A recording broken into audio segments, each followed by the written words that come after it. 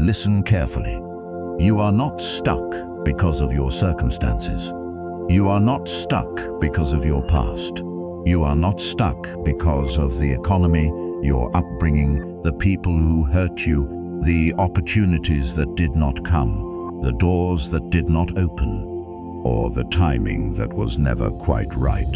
You are stuck because of something far closer than any of those things.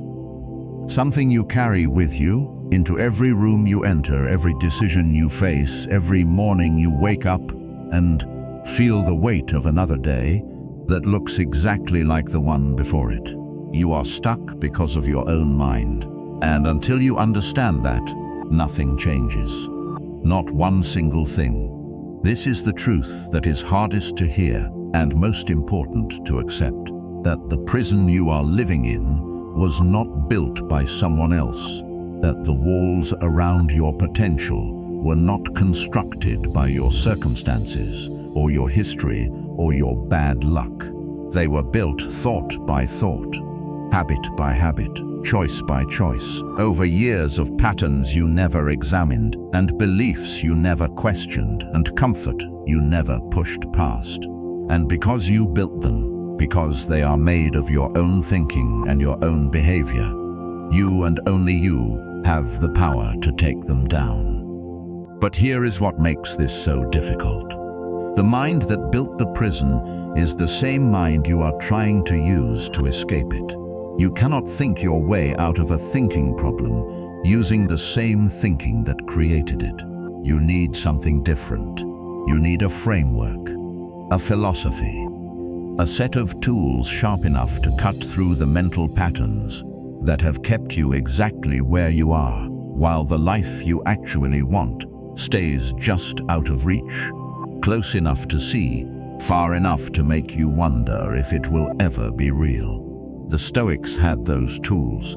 They built them over centuries of hard thinking and harder living, tested against real adversity, real loss, real powerlessness, real suffering.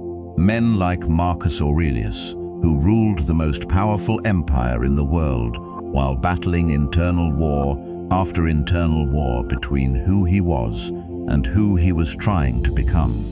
Epictetus, who was born into slavery and developed a philosophy of internal freedom so powerful that it outlasted every empire his masters built.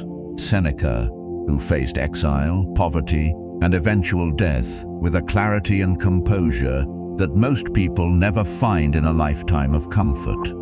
These men were not philosophers in the abstract sense. They were practitioners. They used philosophy the way a surgeon uses a scalpel, precisely, deliberately, to cut away what was damaging and preserve what was worth keeping. And what they found at the center of all their inquiry was the same thing you need to find right now, that the obstacle is not outside you. It has never been outside you. The obstacle is the pattern of thought you keep returning to, the story you keep telling yourself, the comfortable cage of familiar thinking you keep choosing over the terrifying freedom of genuine change. This video is about that cage, what it is made of, how it was built, why you keep returning to it even when you know it is keeping you small, and how the Stoic philosophy, applied practically and daily, gives you the tools to break through it. Not once in a dramatic moment of revelation, but consistently, daily, through the kind of disciplined mental work that produces real and lasting transformation. You are about to understand yourself in a way you may never have before. And that understanding, if you let it, will be the beginning of the end of everything that has been holding you back. Let us start at the very beginning. Let us start with the feeling itself. The feeling of being stuck. You know exactly what it feels like because you are living inside it. It is the feeling of moving through your days with a low-level sense of dissatisfaction that you cannot quite name. It is the feeling of starting things and not finishing them, of having plans that never quite launch, of being capable of more than you are currently producing, but unable to explain the gap between the two. It is the feeling of watching time pass with a quiet panic underneath the surface, knowing that the version of your life you want is not the version you are living, but feeling somehow unable to bridge the distance between them. It shows up differently for different people. For some, it is professional, the career that is not growing, the business that is not building, the talent that is not being developed, the years passing in a job that pays enough to stay comfortable, but not enough to feel alive. For others, it is personal.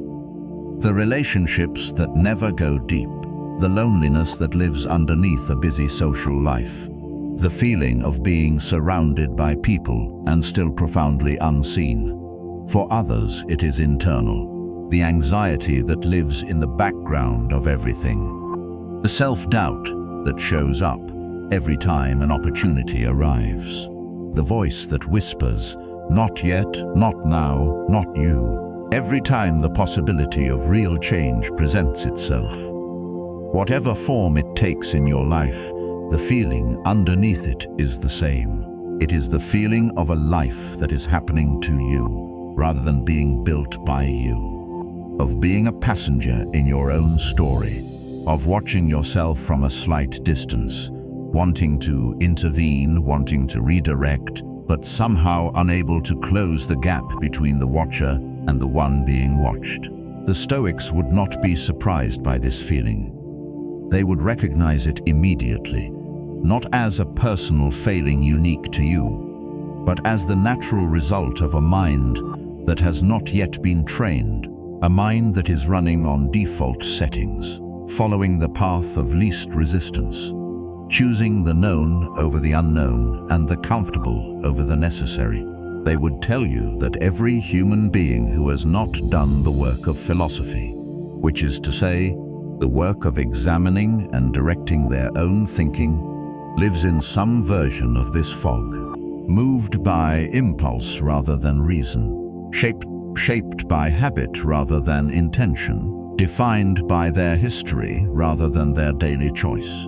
And then they would tell you what to do about it, not in vague inspirational terms, in specific practical, daily actionable terms, because the Stoics were not interested in feeling better about being stuck.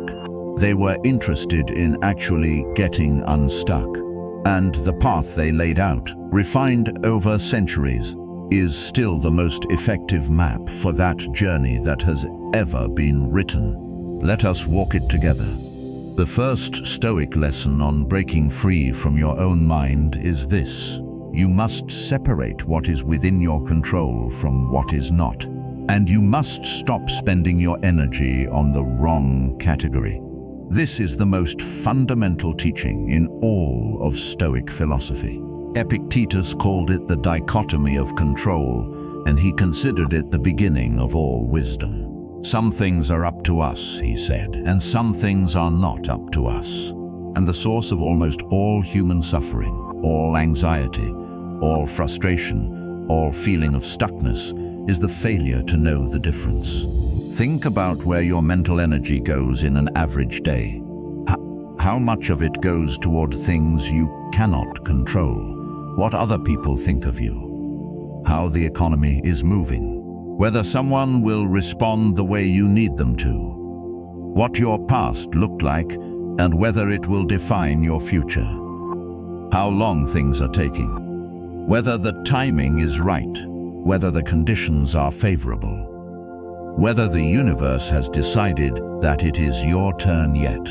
All of this thinking, all of this worry, all of this anxious monitoring of variables that you have no power to change, is energy that is not going toward the one thing that might actually change your life.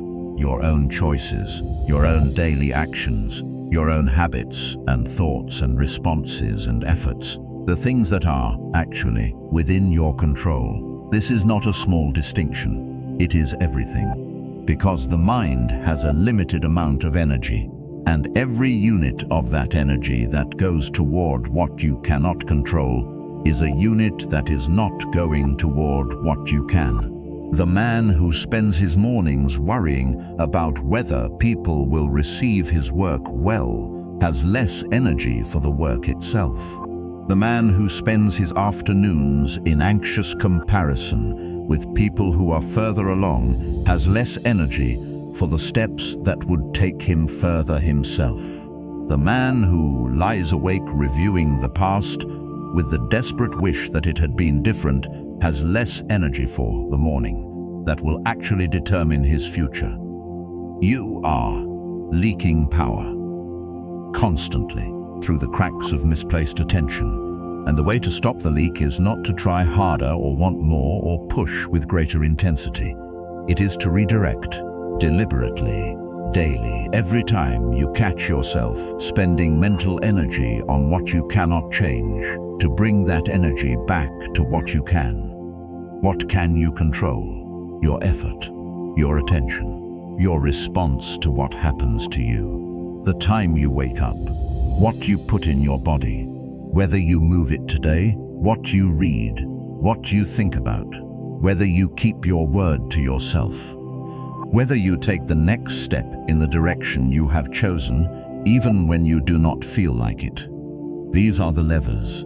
These are the only levers that have ever actually worked, and they are entirely, completely, non-negotiably within your control. Start today with this practice. Every morning, before anything else, ask yourself one question. What is actually within my control today? Not what you wish were in your control, not what you are going to spend the day worrying about. What is actually, genuinely, entirely within your power to determine. Write it down, then spend the rest of your day putting your energy there, nowhere else. This single practice, done consistently, will begin to change the texture of your days in ways that compound faster than you expect. Because energy that was being wasted on the uncontrollable will now be available for the actionable. And actionable energy, directed consistently, is what eventually creates the life that currently feels out of reach. The second Stoic lesson is one that will make you genuinely uncomfortable if you are honest about it. And that discomfort is exactly the point. The lesson is this: your thoughts are not the truth. They are a story, and the story you are telling yourself about why you are stuck is the most significant thing keeping you stuck. The mind is a storytelling machine. It takes the raw data of your experience and assembles it into a narrative that makes sense of who you are, what you are capable of, what the world is like, and what is possible for someone like you. This narrative is built from everything you have experienced, everything you have been told, everything you have concluded, and every pattern you have repeated enough times to believe is simply how things are. And here is the critical problem. The narrative is not neutral. It is not an objective report of reality. It is a filtered, edited, biased interpretation of reality, filtered through your fears, your past disappointments, your earliest experiences of success and failure, your deepest beliefs about your own worthiness and capability. And those filters are often wrong, often old, often built on evidence that is years or decades out of date and situations that no longer apply to who you are now. But the mind does not automatically update its stories. It keeps running the old narrative, even when the circumstances that created it are long gone. The child who was told he was not smart enough runs that story as an adult in every room where his intelligence could be questioned. The teenager who failed in front of his peers runs that story every time he is about to take a risk in public. The young adult who tried something and it did not work runs that story every time a new opportunity arrives and whispers, quietly but clearly, "Remember what happened last time." These stories feel like truth because they are old and familiar and have been running for so long without examination that they have the texture of fact. But they are not facts. They are interpretations. And interpretations can be changed, not by pretending they do not exist, not by layering positive affirmations over the top of them like a coat of paint over a crumbling wall, but by doing what the Stoics called examining the impression. When a thought arrives, particularly a thought that limits you, a thought that says you cannot, should not, it will not work, it is too late, you're not enough, you do not have what it takes, the Stoic practice is to stop and interrogate it. Is this actually true? Not does it feel true, is it actually true? What is the evidence for it? What is the evidence against it?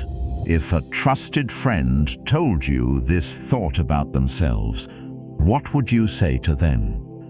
Would you accept the evidence they were presenting? Would you agree that their history completely determines their future? Would you tell them that it is too late, that they are not capable, that the thing they want is not available to them? Of course you would not.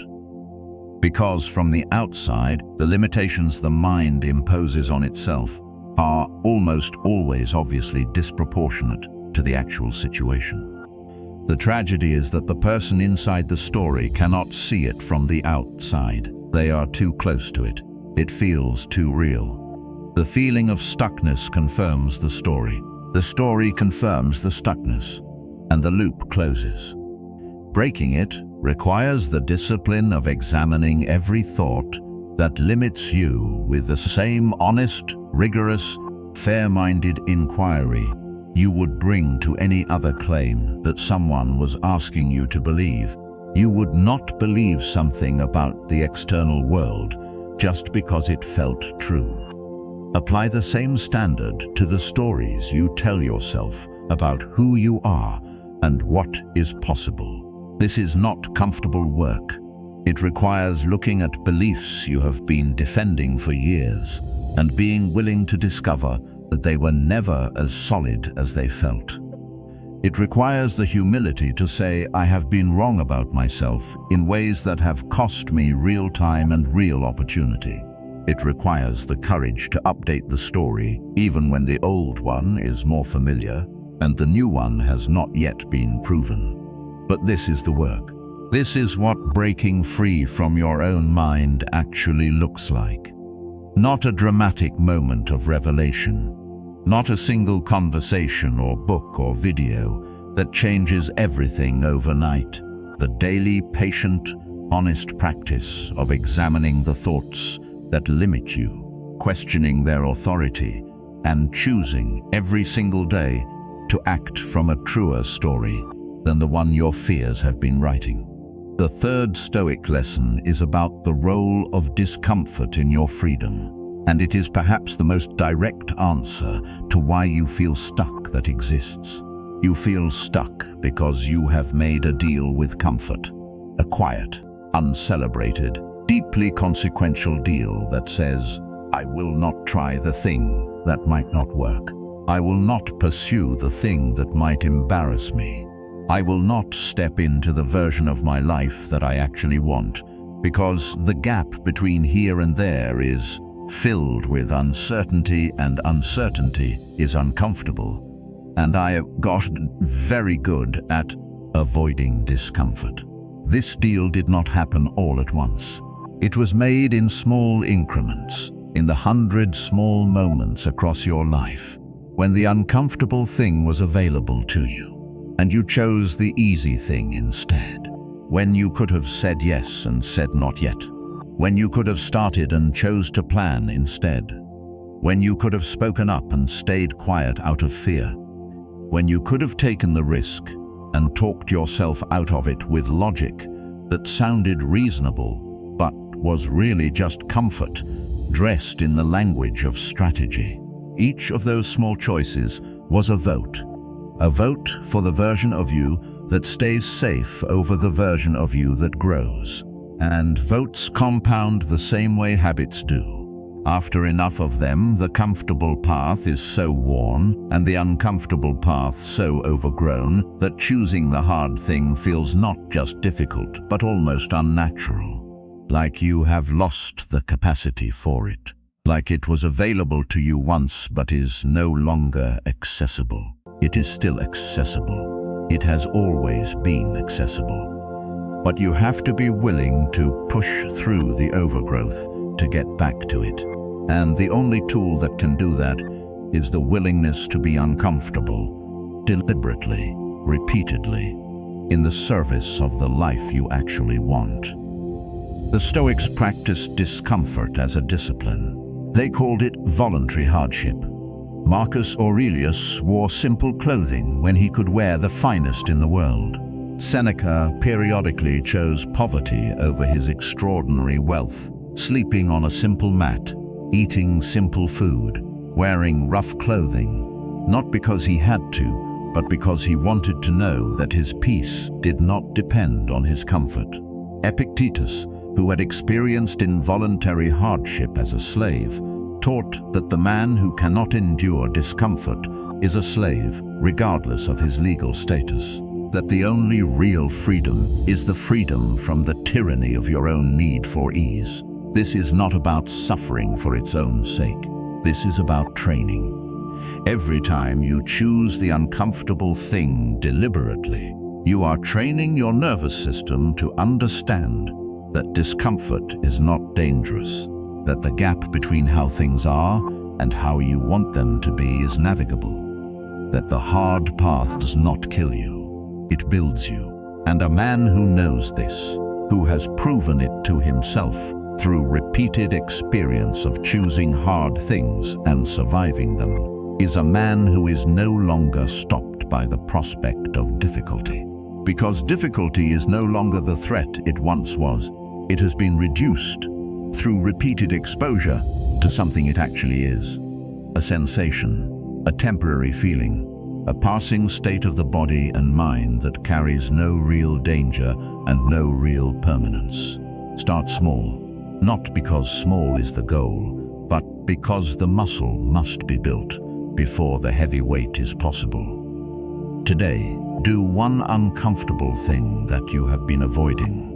One conversation you have been putting off. One task you have been circling without starting. One physical challenge your body is capable of, but your comfort has been declining. One moment, genuine, undeniable, eyes-open discomfort, chosen deliberately, endured fully, completed through. Then notice what happens afterward. Notice the quality of the feeling that follows. Not just relief, something bigger than relief. A kind of quiet, earned confidence that cannot be manufactured any other way. The knowledge that you were uncomfortable and you stayed. That you did not negotiate your way out of it or distract yourself through it, that you went through it, and it was hard and you are fine. Collect those moments. They are the bricks of the person you are building. Enough of them, laid consistently enough, and the wall of comfort that has been containing you begins to look exactly like what it always was.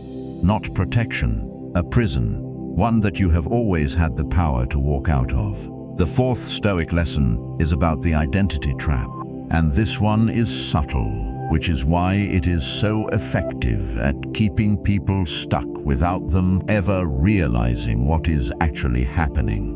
Your identity, the story you tell yourself and others about who you are, is not just a description of your current reality. It is a prescription for your future behavior. When you say, "I am not a disciplined person," you are not reporting a fact. You are issuing an instruction to your own subconscious that will be followed with extraordinary reliability. When you say, "I am someone who always starts and never finishes," you are not describing your history. You are writing your future. When you say, "I am the kind of person who cannot handle pressure," you are not being honest about your limitations. You are creating them. Identity is self-fulfilling in both directions. The man who identifies as someone who keeps his commitments finds it easier to keep commitments because keeping them is consistent with who he is. The man who identifies as someone who does not follow through finds every system of consistency he tries will eventually collapse because it conflicts with the deep story he has about himself. And when behavior conflicts with identity, identity almost always wins. Not because identity is stronger than behavior, but because identity shapes behavior before the conflict ever consciously arises. Marcus Aurelius understood this.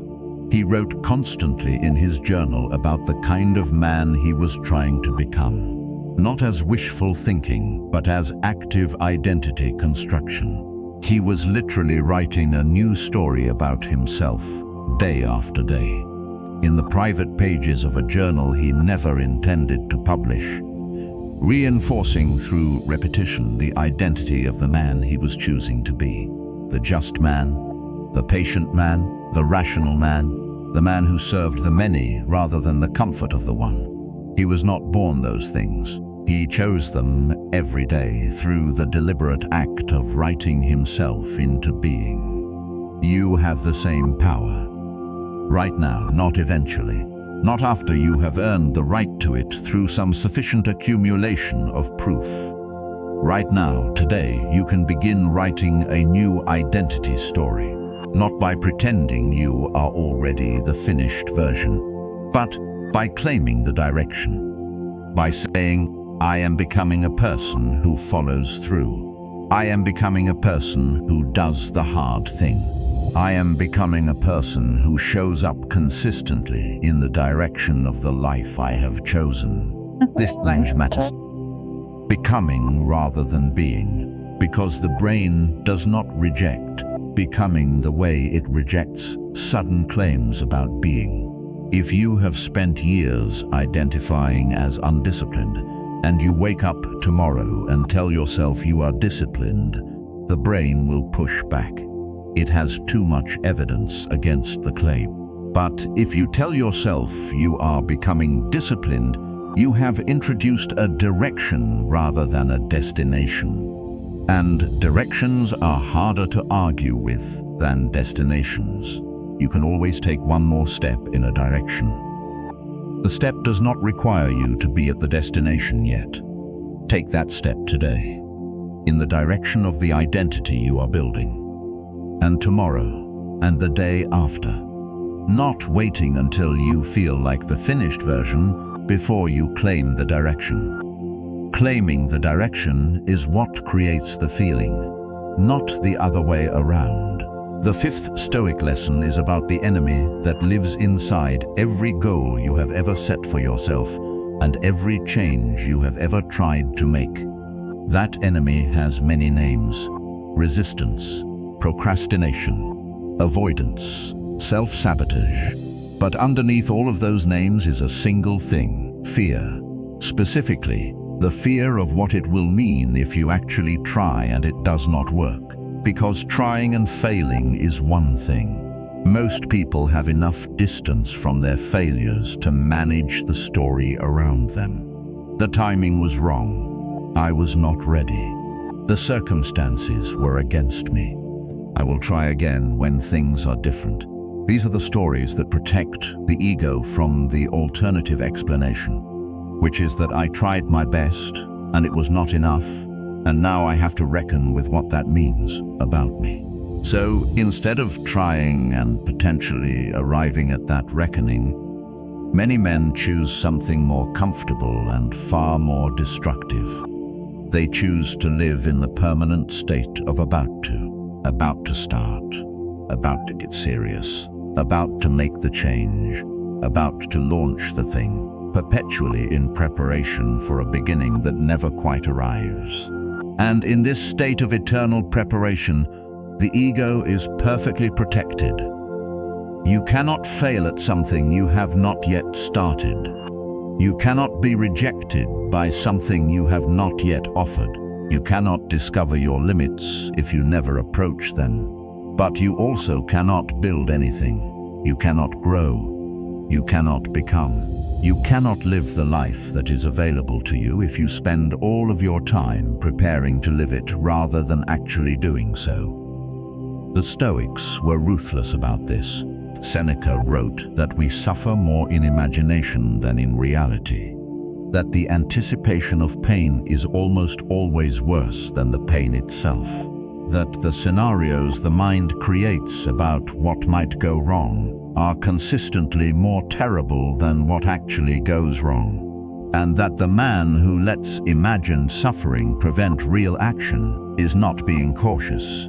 He is being controlled by a fear of a thing that may never happen, in a future that has not yet arrived, at a cost paid entirely in the present. Seneca also wrote one of the most direct pieces of advice in all of philosophy. Stop talking and start doing. He wrote that the distance between planning and executing is where potential goes to die. That the world is full of men who would have been extraordinary if the planning had ever become doing, if the intention had ever become action, if the about to had ever become now. Make it now. Not after you have planned more thoroughly. Not after the conditions are better. Not after you feel more ready, because you will never feel more ready, because readiness is not a feeling, it is a decision, and you can make that decision right now in this moment, without anything outside of you needing to change first. The sixth Stoic lesson is about the role of comparison in the feeling of stuckness. And this is one of the most toxic and least examined sources of paralysis in the modern world.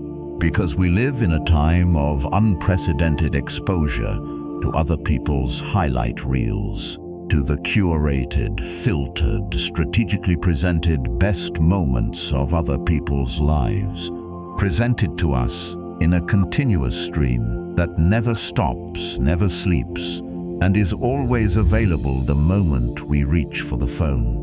And the brain, which did not evolve for this kind of input, which evolved for a social world of maybe 150 people at most, takes this continuous stream of extraordinary moments from extraordinary people at extraordinary times in their lives and uses it as a baseline for comparison with your ordinary Tuesday.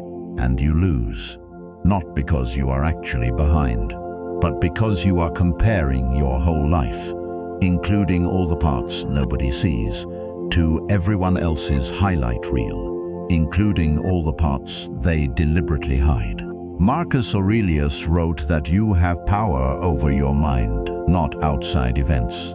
Realize this, and you will find strength. The comparison game is an outside event. The success of others is an outside event. The speed at which other people are moving is an outside event. None of it is within your control. And by the teaching of the dichotomy of control, energy spent there is energy wasted.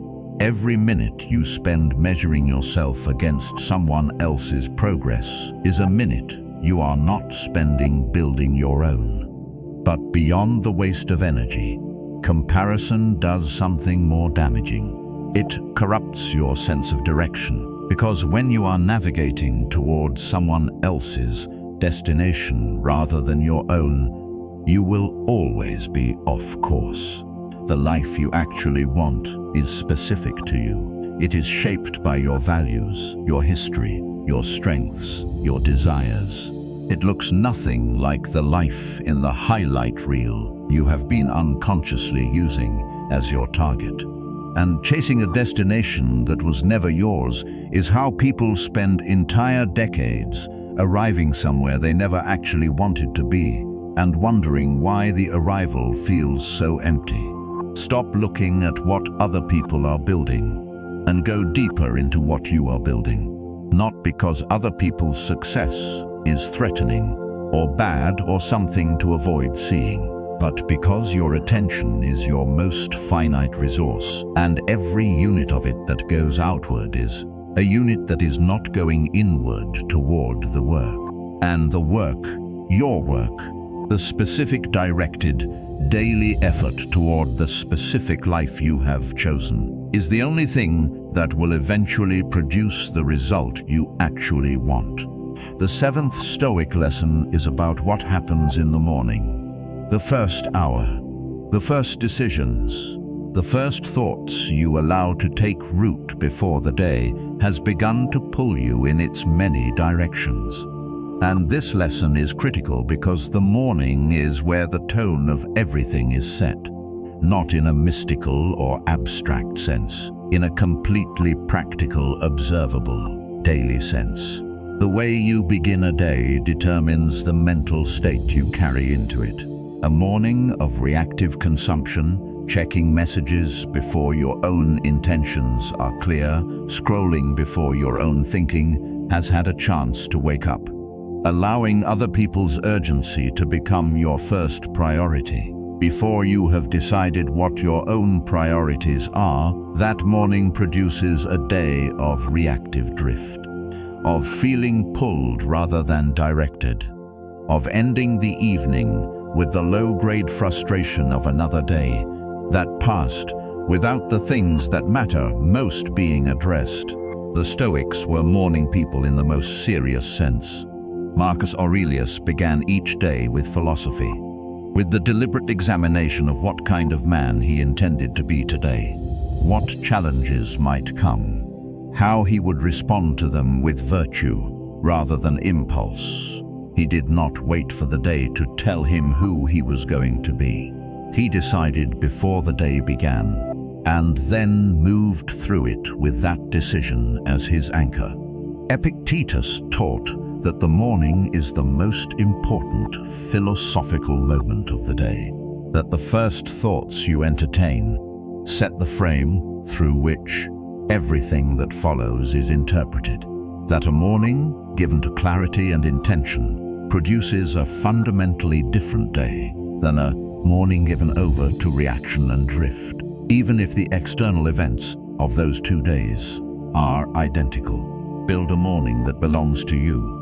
Not a perfect morning, not an Instagram-worthy routine with 17 steps and a cold plunge and a meditation cushion. A real morning, yours, whatever it looks like, but one that begins with intention before it begins with reaction, with your own thinking before it begins with other people's content, with movement that wakes the body and thought that wakes the mind, and at least a few minutes of sitting with a question of what today is actually for and what you are going to do with the hours that are about to begin. This is not a small thing. This is the practice that determines the quality of your days. And the quality of your days determines the quality of your life. Not in a year, not eventually. It is determining it right now, this morning, and every morning after, whether you are doing it intentionally or whether you are letting it happen to you. The eighth Stoic lesson is about the stories you tell other people about why your life looks the way it does. Because these stories, told often enough to enough people, become the official record. They become what you believe. They become what you build your future on. And if the stories are built on excuses rather than honesty, they will produce more of what you currently have rather than what you say you want. The excuse is a sophisticated thing. It is not usually obvious. It does not announce itself as an avoidance of responsibility. It arrives in the language of reason. The timing is not right. The market is difficult right now. I have more on my plate than most people realize. If people knew what I was dealing with, they would understand why I am not further along. I am working toward it. I just need a little more time, a little more stability, a little more certainty before I commit. All of these things might even be partially true. The timing might genuinely be difficult. The circumstances might genuinely be challenging.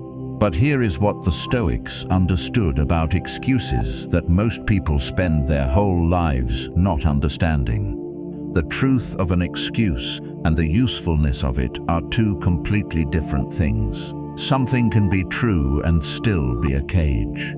Something can be a genuine difficulty and still be something you are using to avoid the real thing you are afraid of.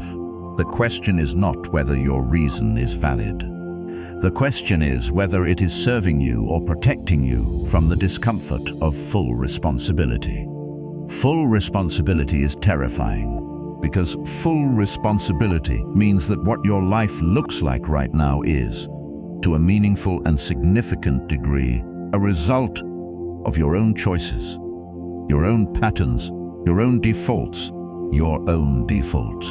It means the gap between where you are and where you want to be is, to a meaningful degree, a gap of your own making. It means that the person who has the most power to change your life is not a boss, not a partner, not a government, not the economy, not the algorithm, not the people who wronged you, not the circumstances that were difficult. It is you. It has always been you. And that is the most frightening thing a person can genuinely believe, because it removes every reason to wait. Accept it. Not with self-punishment, not with shame or guilt, or the kind of harsh self-criticism that produces paralysis rather than action. With the calm, clear-eyed, unflinching acceptance of someone who has finally decided that honesty is more useful than comfort. I am here because of the choices I have made. I can be somewhere different because of the choices I make from today forward. No drama, no self-flagellation, just the honest accounting of a man who has decided to see his life clearly and build from that clarity rather than from the comfortable fog of excuse. This is what the Stoics called radical self-responsibility. Not the blame of others, not the wallowing in victimhood, not the denial of genuine difficulty, but the constant, daily, unswerving return to the question of what you are going to do about it. Not what caused it, what you are going to do about it. Today, with the circumstances as they actually are, with the resources you actually have, with the time that is actually available, without waiting for better conditions that may never arrive. The 9th Stoic lesson is about the compound effect of daily invisible choices, and why the life you want is not built in the moments you think it is built in. You are waiting for the big moment, the breakthrough, the turning point, the day when everything clicks and the trajectory of your life bends visibly upward. You are waiting for it because the culture you grew up in is built around narratives of dramatic transformation, the before and after, the rock bottom and the rise, the montage that compresses months of effort into 90 seconds of progress. And these narratives are not false, exactly, but they leave out the part that actually matters, the part that makes the transformation possible. The long, unglamorous, unwitnessed, uncelebrated period of daily invisible choices that preceded the visible change. There is no turning point that arrives without the 10,000 ordinary days that made it possible. There is no breakthrough that happens without the patient, daily investment in the direction of the breakthrough. There is no sudden clarity without the sustained practice of choosing to think more clearly every day, for long enough that clarity becomes natural. The Stoics understood time differently than most people do. They understood that every day is both complete in itself and part of a longer building. That the choices you make today are not just about today. They are deposits in an account whose returns you will not see immediately, but which compound with extraordinary power over time. The daily workout you do not feel like doing does not transform your body today. It does it over 300 such days. The book you read for 30 minutes each morning does not make you wise today. It does it over 3 years of such mornings. The habit of keeping your word to yourself, built one small kept promise at a time, does not produce iron discipline today.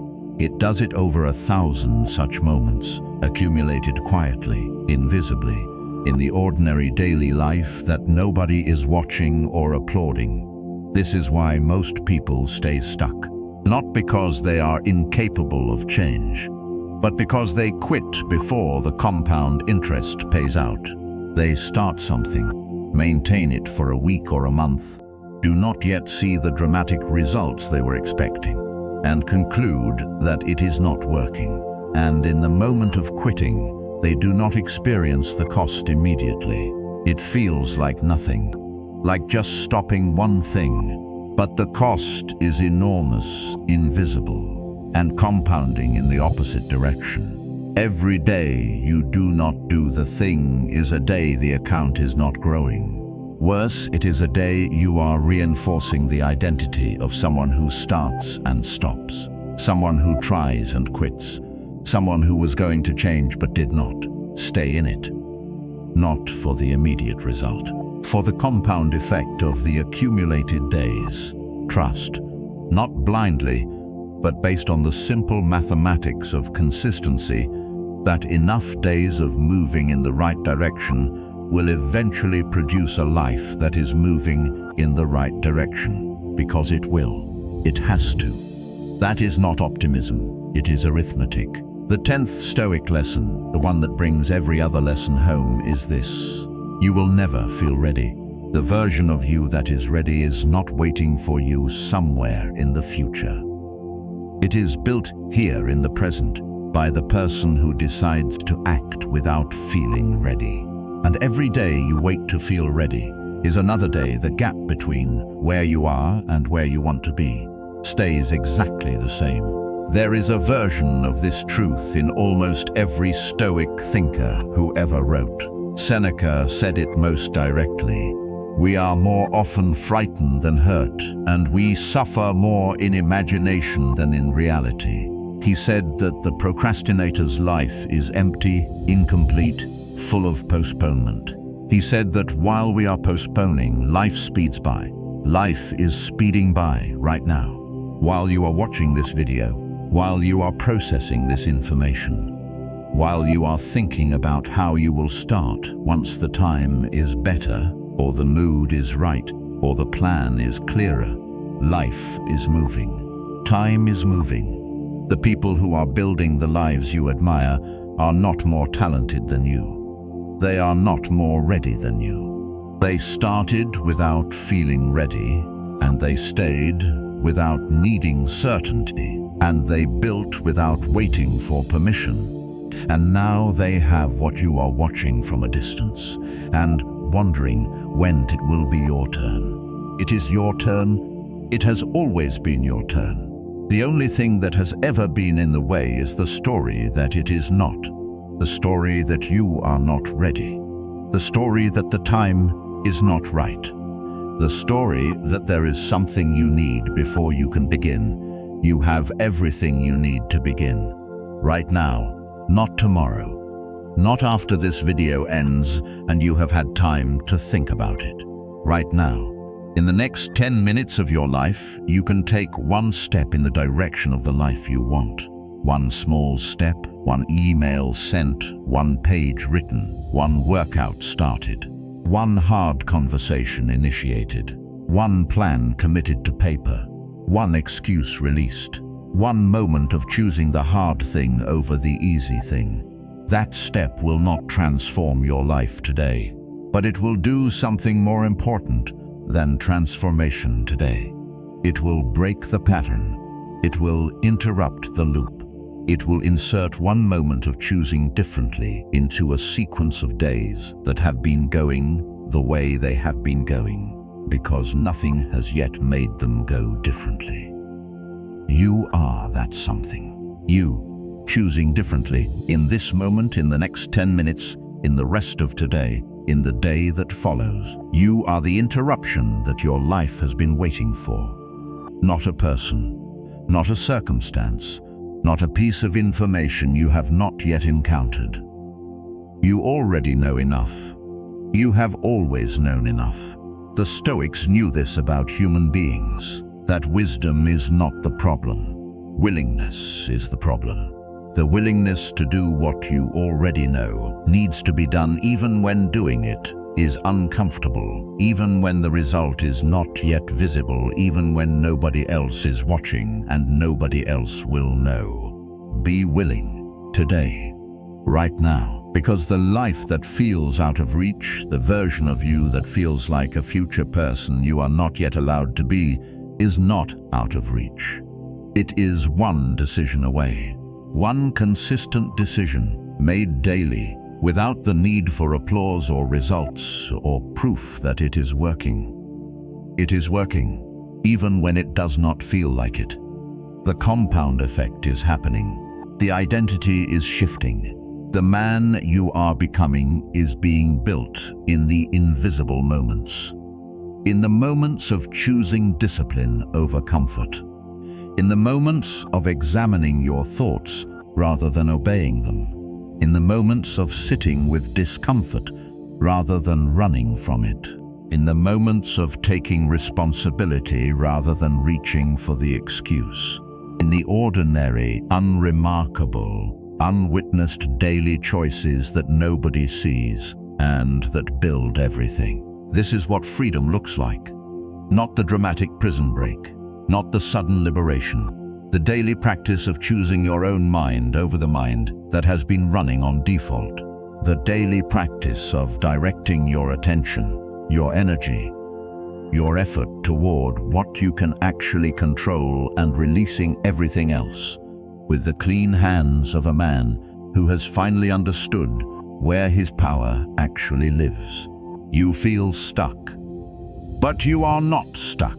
You are standing at the edge of a different kind of life, looking at it from the inside of the story that says you cannot have it. And all that is required, the only thing that has ever been required, is to step outside that story long enough to take the first step. Take it now, not later. Now. Because now is all you have ever had. Now is all anyone has ever had. And the Stoics, those hard-living, clear-eyed, time-tested philosophers of human freedom, built their entire philosophy on this single, unshakable truth. The present moment is where your power lives. The present moment is where your freedom is. The present moment is where the person you were always meant to become is waiting, not for better conditions or more time or greater certainty, but simply for you to decide. Decide now. Go build the life that has been waiting for you to stop waiting for it. The Stoics are watching, and they have been patient long enough.